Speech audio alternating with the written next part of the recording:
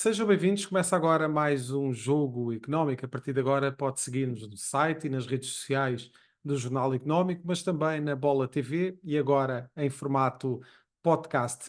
Acendemos a chama olímpica e chamamos a jogo o polémico tema do direito aos Jogos Olímpicos. Se para todas as modalidades estar nos Jogos Olímpicos é a maior honra da carreira, tudo muda quando falamos de futebol. Este será o tema que vamos discutir na segunda parte deste jogo económico. Neste primeiro tempo, vamos analisar uma possível mudança de clube do guarda-redes de que mais se fala na Europa, dos direitos televisivos na Ligue 1, francesa Ligue 1, e de milhões em emprestados e ex-jogadores que pagam reforços em Alvalade.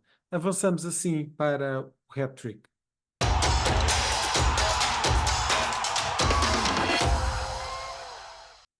Lançamos para debate três números que marcaram a semana e para a análise conto com Jorge Faria de Souza. Muito obrigado, Jorge, pela tua presença Obrigado.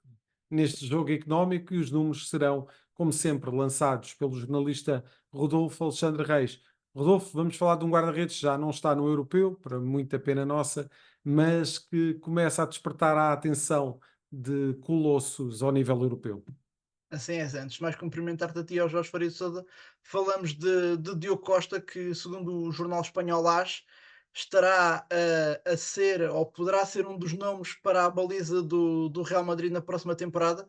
Isto porque Jorge Mendes estará, de acordo com o jornal espanhol, esta semana em Madrid para reunir com a direção merengue, onde será discutido o futuro do guarda-redes ucraniano Lunin, que poderá ou não sair do Real Madrid, e face a essa eventual saída, o nome de Diogo Costa está em cima da mesa. O jornal AS diz ainda que Pinto da Costa, antes de deixar a liderança dos Dragões, terá feito um acordo com Jorge Mendes para que seja o super agente a tratar do futuro de Diogo Costa e que faça todos os problemas financeiros que o Futebol Clube do Porto atravessa, que esta negociação não deverá ser feita por valores abaixo da cláusula, os tais 75 milhões de euros.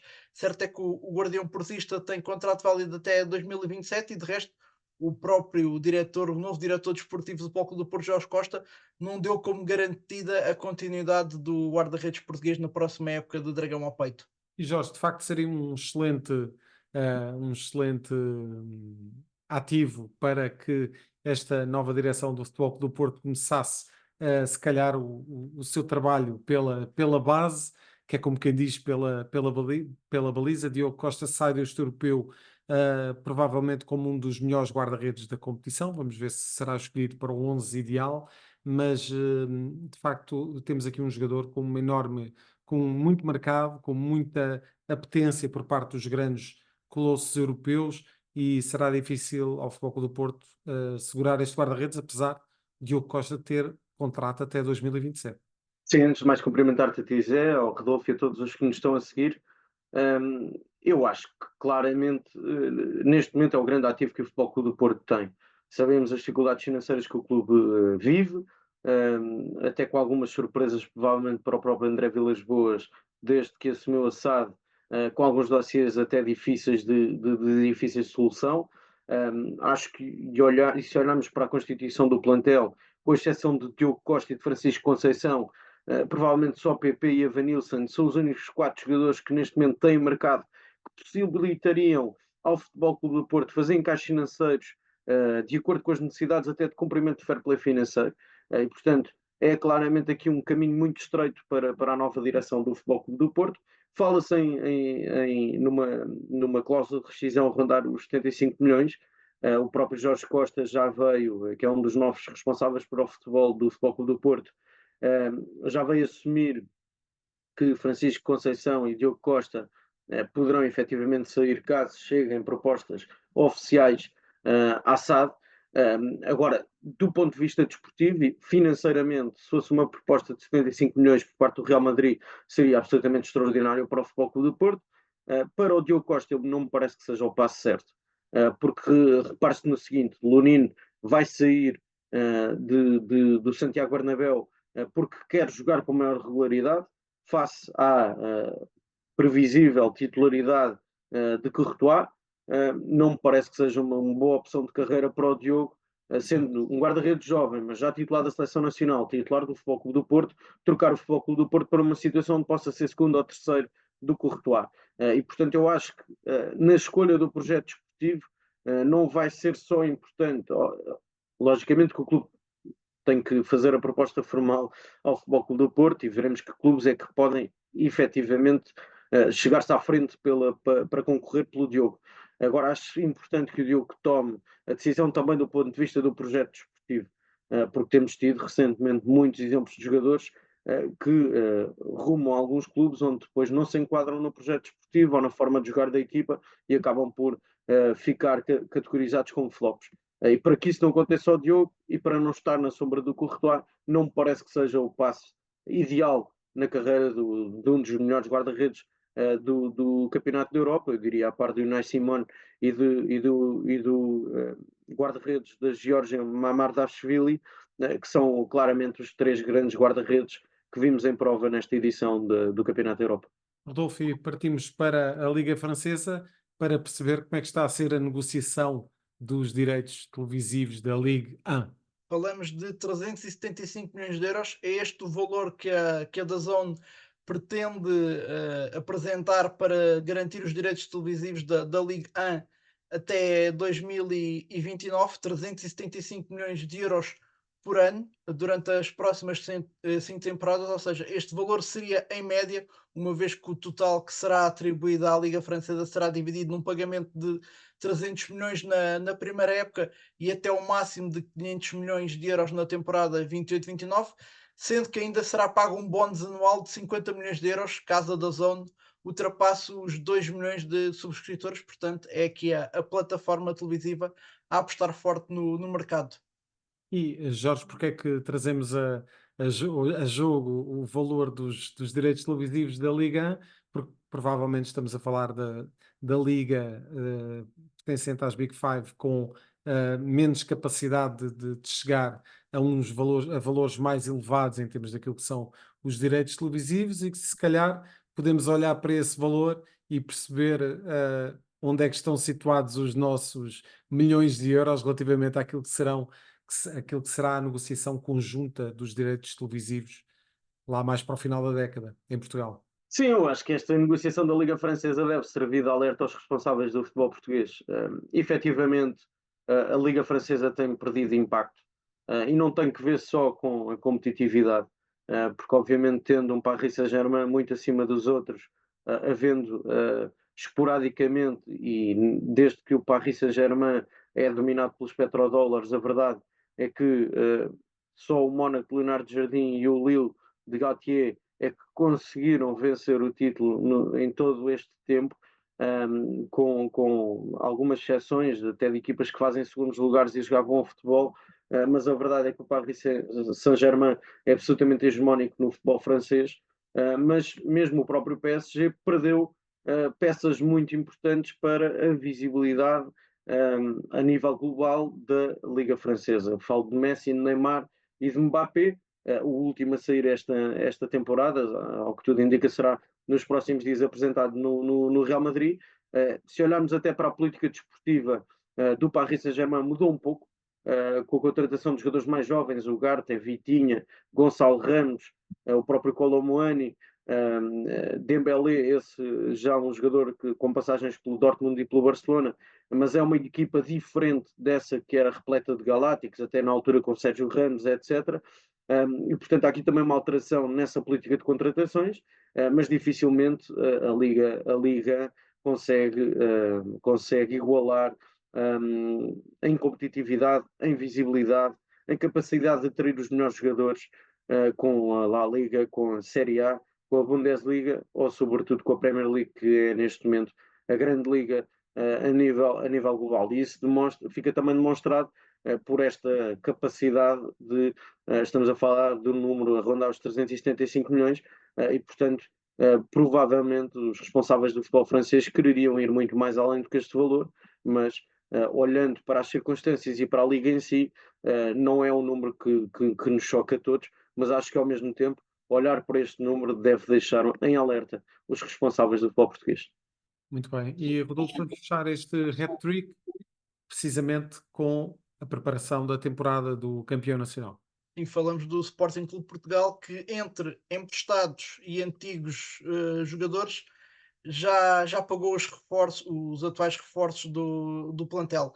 Apesar do Clube de Alvalade ainda não ter feito uma grande venda, o certo é que o valor investido no guarda-redes Kovacevic e no central de Bast já está pago face a fruto das verbas em percentagens que o Sporting já recebeu neste mercado, e falamos aqui em particular das vendas de Fatal ao Leicester, pelo qual os Leões vão receber 9 milhões de euros, e mais recentemente de João Palhinha, que vai agora neste mercado de transferências finalmente rumar ao Bayern de Munique, e que vai render qualquer coisa como 3,3 milhões de euros aos cofres do Sporting, além da transferência de Paulinho para o Toluca, que rendeu 7 milhões de euros aos cofres leoninos. Recorde-se que o guarda-redes Kovacevic custou 4,8 milhões de euros ao Sporting, enquanto o defesa central belga Zendebast levou um investimento de 15,5 milhões, sendo que as duas contratações podem vir a ter ainda um aumento face ao cumprimento dos objetivos estipulados. No caso do guarda-redes, o valor total da transferência poderá chegar aos 6 milhões de euros, enquanto o internacional belga poderá custar ao Sporting 21,5 milhões de euros. Jorge, são as chamadas contas certas em Alvalade. Sim, absolutamente.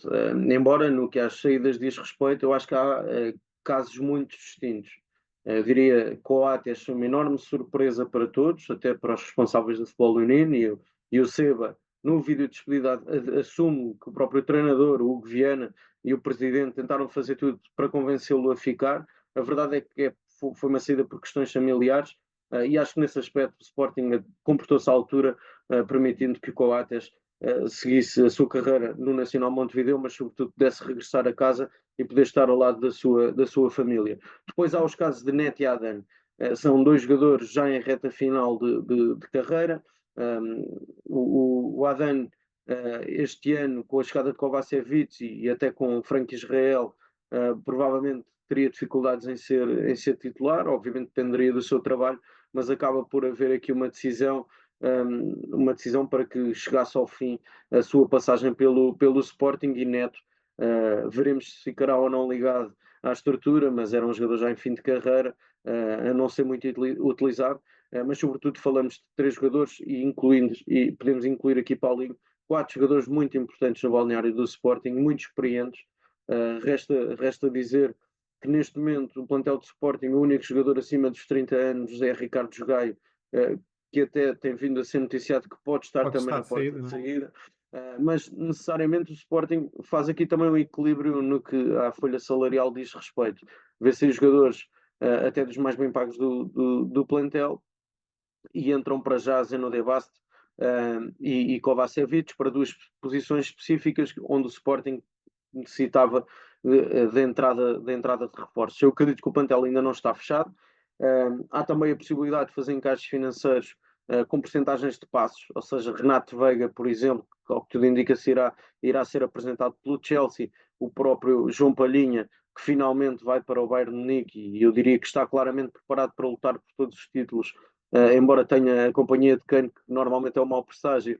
Veremos se vai conseguir vencer títulos ao serviço do Bayern de Munique, mas acho que é uma transferência merecida e é um jogador que claramente está preparado, um dos melhores 6 do futebol europeu atualmente, e acho que encaixa como uma luva no Bayern de Munique.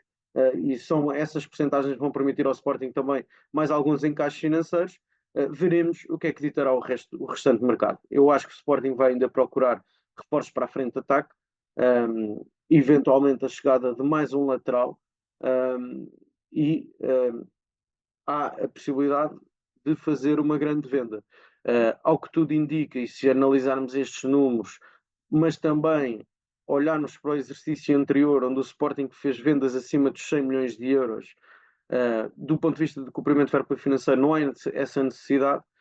O Sporting vai ter Liga dos Campeões este ano e, portanto, vai ter essa receita extraordinária absolutamente essencial, e pode não haver a necessidade de fazer uma grande venda e ter arrumado a casa com estas saídas e, sobretudo, com os encaixes financeiros de Palhinha, Renato Veiga, que conta mais qualquer coisa como 1,4 milhões, Fataú mais 9 milhões, Paulinho 7 milhões, e portanto já fez aqui alguns encaixes financeiros não tendo feito um grande encaixe financeiro com uma venda em específico. Veremos o que é que dirá o resto do mercado e se haverá ou não essa necessidade de ver sair mais alguma das peças essenciais para Ruben Amorim, uma vez que o treinador do Sporting, no dia dos festejos do título, assumiu a candidatura ao bicampeonato. E ainda há muito mercado pela frente. O Rodolfo Alexandre Reis volta para a semana com mais números neste hat-trick.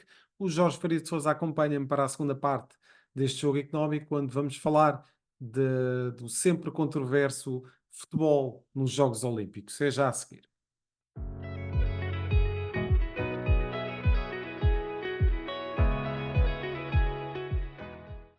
Estamos de volta para a segunda parte deste jogo económico.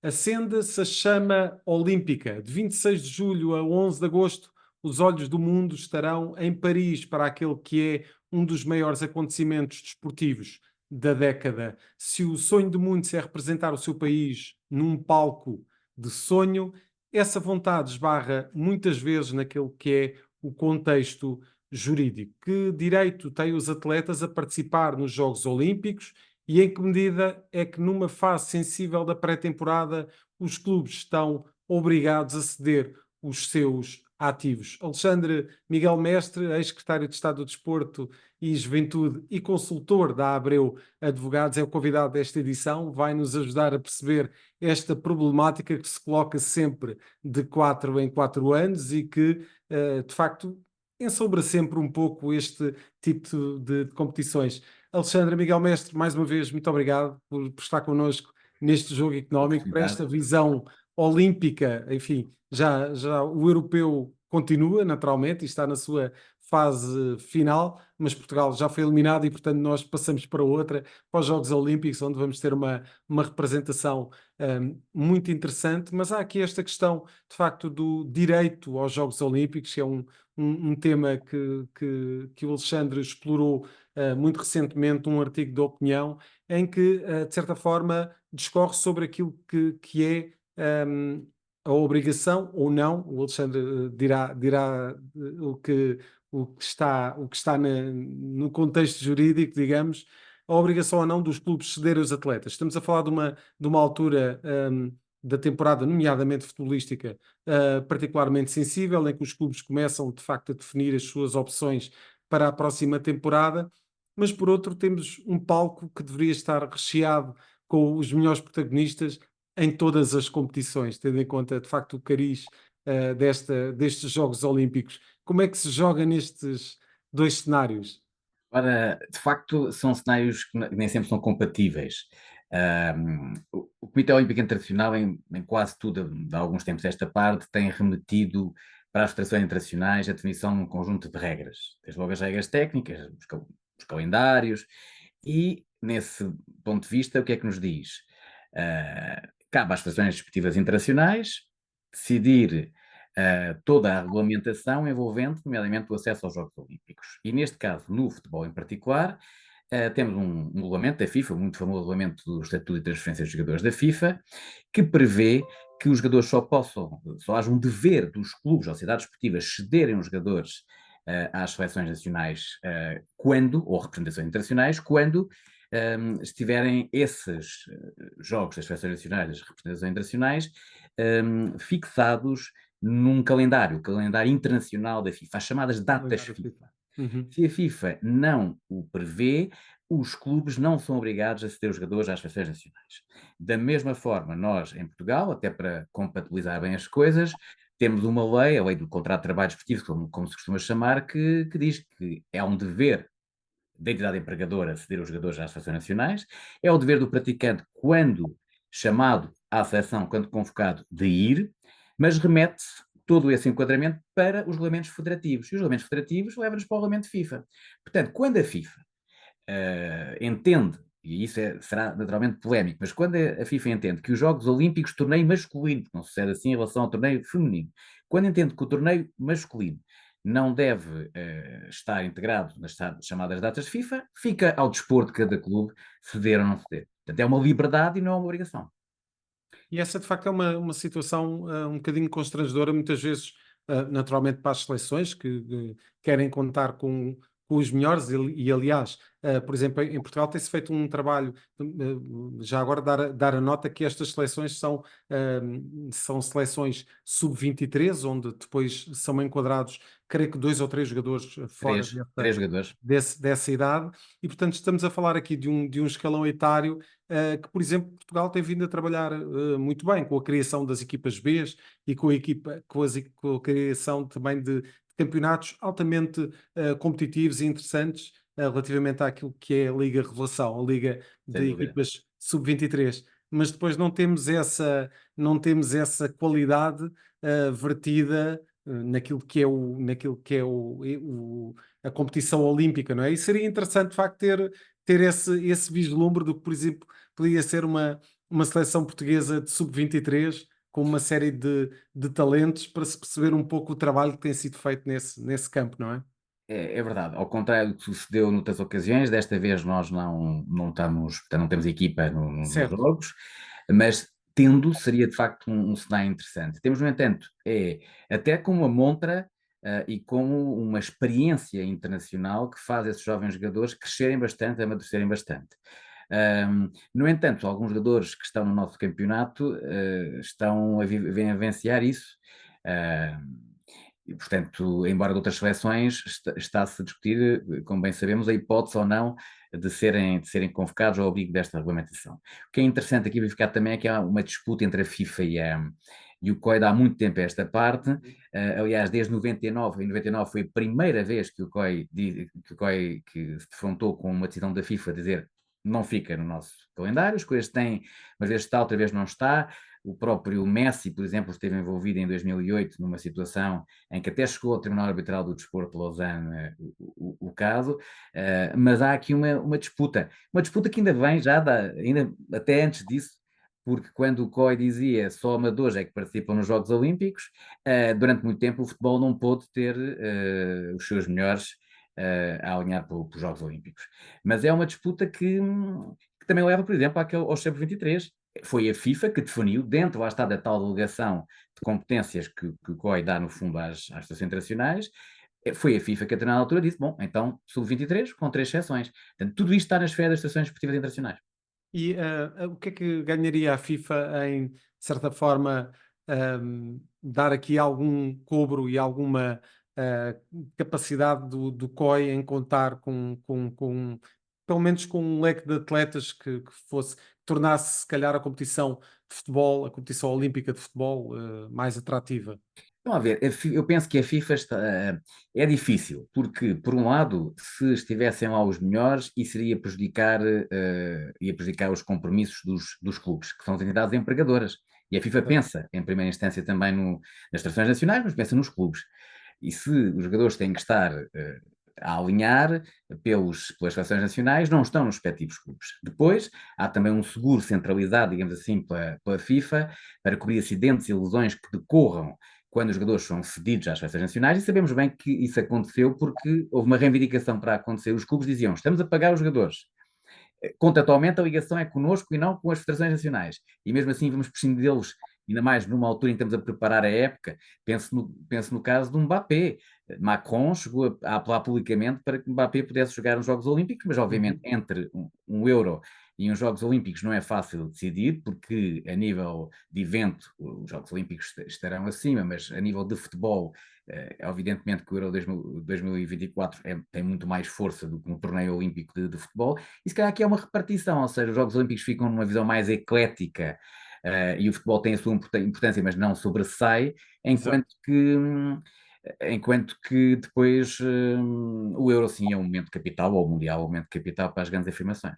E esta é uma questão muito interessante que o Alexandre levantou relativamente àquilo naturalmente que é o espírito dos Jogos Olímpicos, ou seja, nós de 4 em 4 anos e naturalmente depois temos os mundiais e os europeus nas várias modalidades e que têm naturalmente o seu interesse e são acompanhadas pelos adeptos das modalidades, mas os Jogos Olímpicos de facto conseguem captar a atenção do público, e é aquela altura do ano, de 4 em 4 anos, que muitos daqueles que não estão tão atentos aos fenómenos das modalidades conseguem reconhecer e dar valor àquilo que são os desempenhos de atletas em modalidades olímpicas. E Jorge, o Alexandre deixa aqui uma questão muito interessante relativamente àquilo que é a capacidade que estes Jogos Olímpicos têm de dar ênfase e de dar um grande palco a atletas e a modalidades que muitas vezes estão fora daquilo que são os grandes radares mediáticos durante durante os outros anos e fora também das épocas altas do futebol.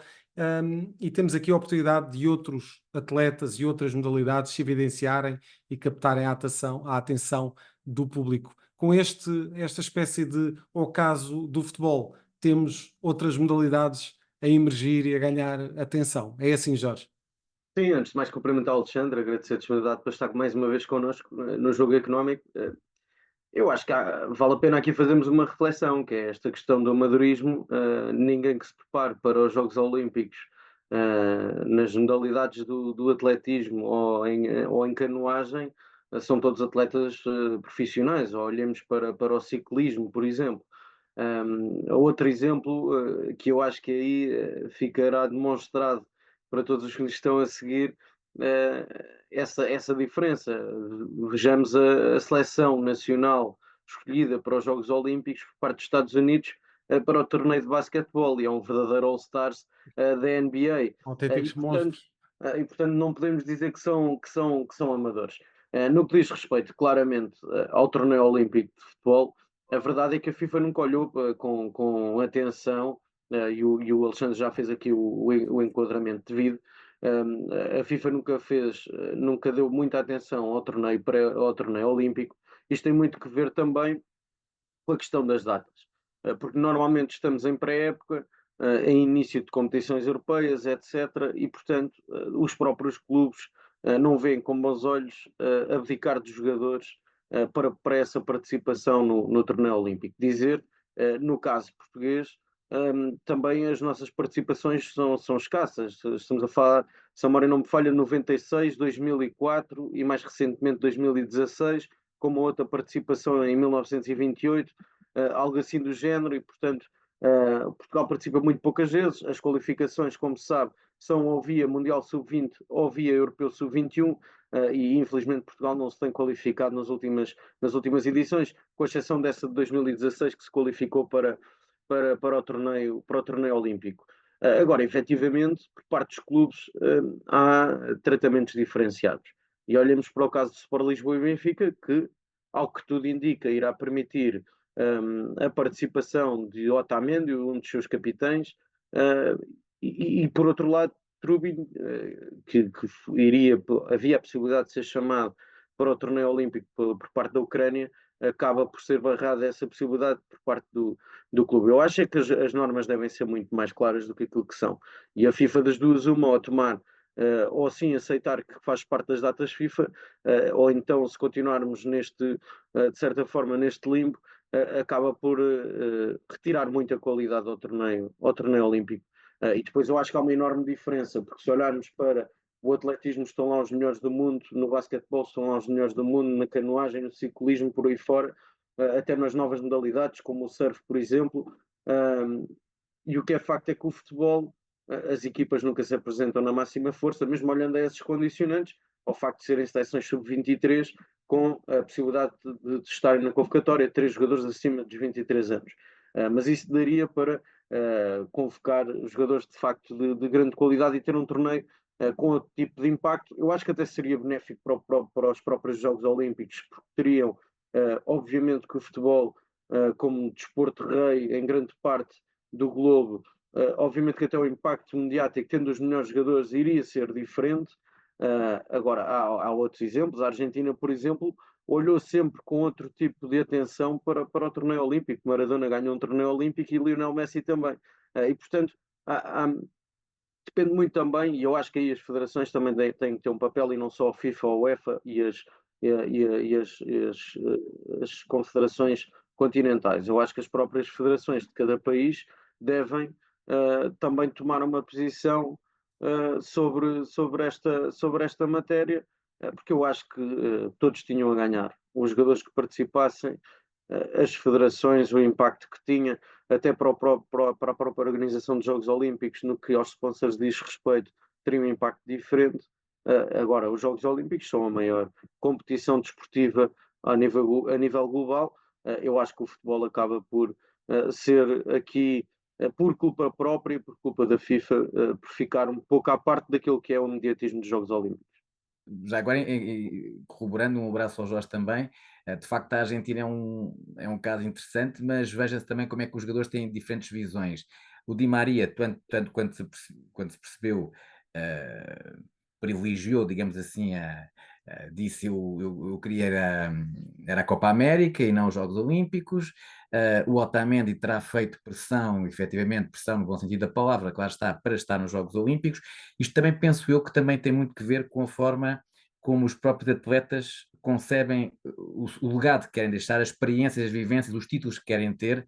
E eu, no caso do Otamendi, para mim é um caso que eu enalteço, porque alguém que já foi campeão do mundo, alguém que já passou pelos melhores palcos, querer muito ter a experiência dos Jogos Olímpicos, influenciado também pela tal tradição que o Jorge referia da Argentina, mostra, acima de tudo, que é um atleta muito complexo e consegue dar a relevância que os Jogos Olímpicos merecem. Eu penso que o próprio Trubin também terá comentado que tem pena de não ir, a própria seleção, a própria Federação Nacional também, mas diz compreender a posição do Benfica, mas efetivamente é único. Os Jogos Olímpicos são um evento absolutamente único e um atleta que valoriza os Jogos como os deve valorizar deve ser um sonho, não apenas um dever, uma missão de interesse público, que é a nossa lei diz que é uma missão de interesse público, representar a seleção, os franceses têm a mesma abertura, mas mais do que uma missão, é efetivamente um sonho que eu acho que qualquer atleta na plenitude quer ter. Até porque, Alexandre, no que diz respeito a datas FIFA e na primeira intervenção, falava precisamente desse aspecto, a mesma FIFA que diz que os jogadores não são obrigados naturalmente a cumprirem uma convocatória para uns Jogos Olímpicos, é a mesma FIFA que, que estabelece Taça das Confederações, por exemplo? a Taça das Está Confederações. Estava-me a lembrar também do Mundial de Clubes, que tem gerado sim, sim. grande controvérsia, e portanto há aqui, se calhar, alguns critérios um pouco questionáveis por parte da FIFA relativamente àquilo que é o interesse dos clubes, sempre salvaguardando a tal questão da sobrecarga de calendário, não é? Sem dúvida, e essa questão também é muito importante. Há até quem diga que para a FIFA Pro até não é, enfim, totalmente desagradável esta solução, porque ao mesmo tempo que a FIFA Pro, em nome dos atletas, tem vindo a reivindicar que há uma sobrecarga intensiva de treinos e competições, ainda mais agora com essa nova competição precisamente, ainda colocar em cima dos atletas os Jogos Olímpicos poderia ser penoso. Nessa perspectiva, e a perspectiva também, sejamos francos, a nível mundial, em termos digamos, da governança do desporto mundial, há duas instituições de topo, não é? O COI e a FIFA. E quanto mais valorizados estiverem os Jogos Olímpicos, mais o COI assume uma liderança. E naturalmente que aqui há um equilíbrio que se giza entre o poder da FIFA e o poder do COI. Acho que também está muito aí também em causa. Porque se fosse constante, vamos ver o que é que faz mudar a FIFA de ideias para, por vezes, incluir no calendário e outras vezes não incluir no calendário. Os Jogos Olímpicos são sempre os Jogos Olímpicos. Portanto, se há esta, enfim, duplicidade, significa que não é uma coisa ad hoc, é uma questão de, também um pouco, há aqui jogo de poder. Não podemos fugir disso, também há aqui um jogo de poder. Alexandre, estamos já mesmo no final desta segunda parte do jogo económico. Em um minuto, não sei se será possível ou não, mas queria saber da sua parte que importância têm estes Jogos Olímpicos, sobretudo realizados em França, que tem sido um país que tem estado tão no foco mediático, sobretudo em termos políticos, mas que importância de facto considera que estes Jogos Olímpicos têm neste ano? Eu sou um grande apaixonado pelos Jogos Olímpicos, acho que eles são sempre importantes. Estes têm aí uma dúvida uma incerteza sobre a questão da segurança. Vai também ser um teste, digamos assim, há quem diga o último teste para saber se os países observam ou não a trégua olímpica. Seria incrível, já aconteceu, se haver um cessar-fogo na pendência dos próprios Jogos, e depois desportivamente. Há sempre aquela adrenalina, aquele frenesim para ver como é que vão correr os jogos, porque é sempre um espetáculo que sem par. A cerimónia de abertura no Sena a ocorrer vai ser única, pela primeira vez, tanto quanto sei, fora de um estádio, e França também vai mostrar ao mundo a sua capacidade de agregação, tanto mais que França também é um país muito multicultural. Penso que o Presidente da República esta semana afirmou muito bem que Portugal, quanto a Portugal, também há uma missão de contribuirmos para a paz e para promover Portugal, e esperemos que pelo menos as 4 medalhas que foram contratualizadas as possamos ter, e os diplomas também, mas desde já temos uma ótima notícia, mais mulheres que homens pela primeira vez, e portanto também aí há algum otimismo. Que o único fogo destes Jogos Olímpicos seja precisamente o da tocha olímpica. Sem Alexandre dúvida. Miguel Mestre, muito obrigado pela presença neste jogo económico. Já a seguir partimos para as escolhas da semana, na edição do Jogo Económico. Estamos de volta para a terceira parte do Jogo Económico e para as escolhas da semana. O Jorge Faria de Sousa olha para o país vizinho e escolhe como figura Lamine Yamal, Jorge. Sim, claramente, na minha opinião, uma das grandes figuras já deste europeu, com um grande gol, deu uma grande resposta a Rabiot, que tinha falado sobre ele na conferência de imprensa da antevisão, ao jogo da meia-final entre a França e a Espanha. A Espanha já o tinha vindo a dizer ao longo dos últimos programas, na minha opinião, é a equipa que o melhor futebol pratica neste campeonato da Europa, vai estar na final, venceu a França e com a ajuda de Lamine Yamal, um jovem de apenas 16 anos, que brilha ao mais alto nível ao serviço da seleção, com um grande golo, acabou por ajudar a colocar a Espanha nessa final, mas sobretudo por aquilo que tem vindo a jogar, pelas assistências, a importância que tem em termos ofensivos, e é curioso olharmos para esta equipa de Luís de La Fuente, e percebermos que grande parte dos jogadores atuam no Atlético de Bilbao, na Real Sociedade, e portanto não são só jogadores dos habituais Real Madrid e Barcelona. Uma nota também de destaque para Jesus Navas, 38 anos e a jogar uma meia-final enquanto titular a defesa de direito na seleção espanhola. E que bom que é ver uma seleção sem complexos a escolher jogadores provenientes de vários clubes, como tu referiste, de várias idades e que, enfim, jogadores desde dos 16 aos 38, é preciso é que haja qualidade e que se traga essa qualidade para a seleção.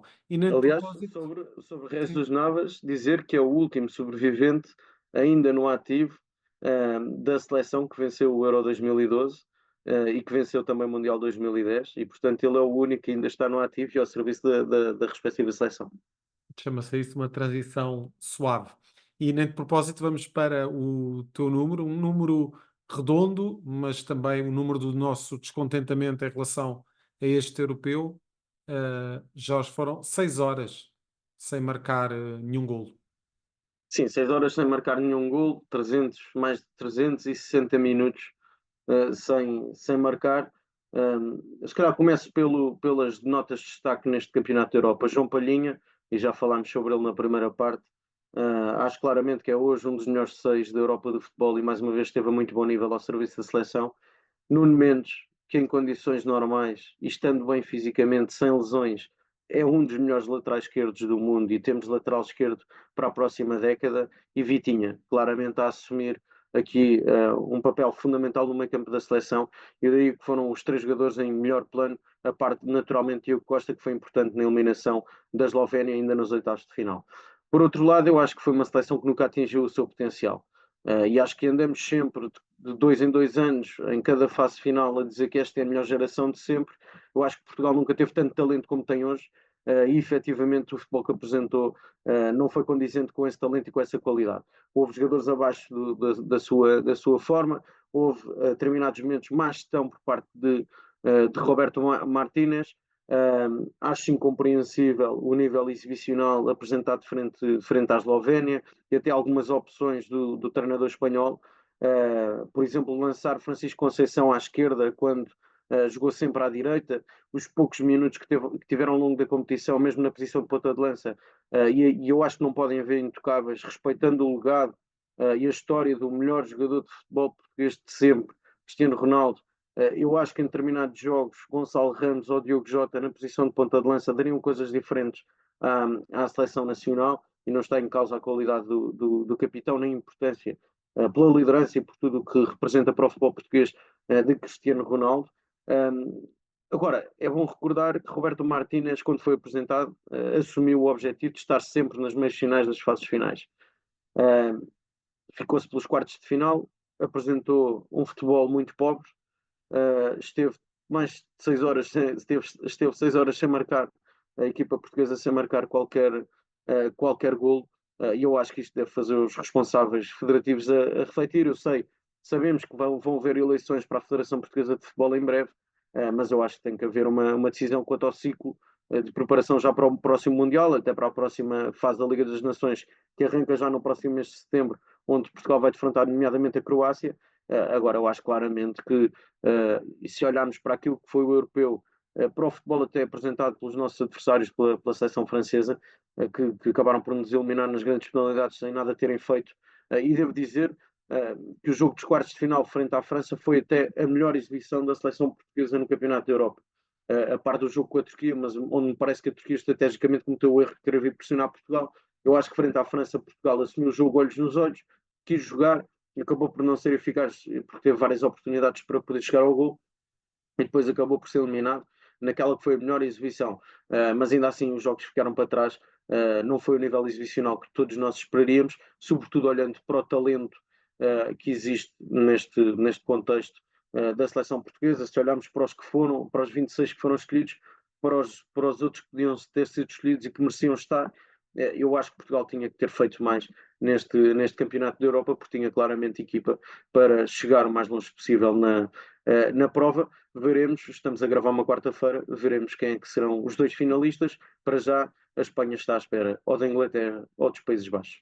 Jorge Faria de Sousa, muito obrigado. Voltas para a semana Obrigado. neste jogo económico. Voltamos para a semana sempre com os números que contam dentro e fora das 4 linhas.